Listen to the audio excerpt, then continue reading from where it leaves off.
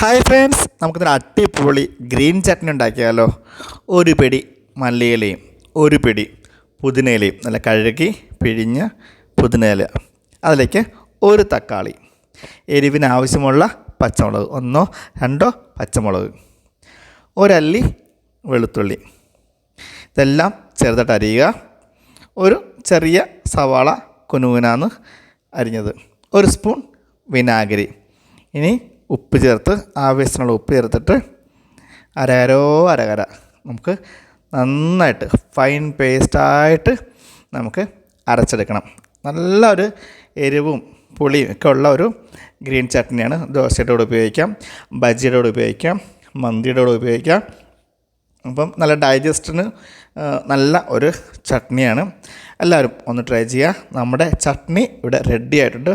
ഒരൊറ്റ മിനിറ്റ് കൊണ്ട് നമുക്ക് ഒരു ചട്നി റെഡിയാക്കി എടുക്കാം. അപ്പോൾ വീഡിയോ ഇഷ്ടപ്പെട്ടെങ്കിൽ ലൈക്ക് ചെയ്യാനും ഷെയർ ചെയ്യാനും കമൻറ്റ് ചെയ്യാനും മറക്കല്ലേ. Have A nice day. Thank you.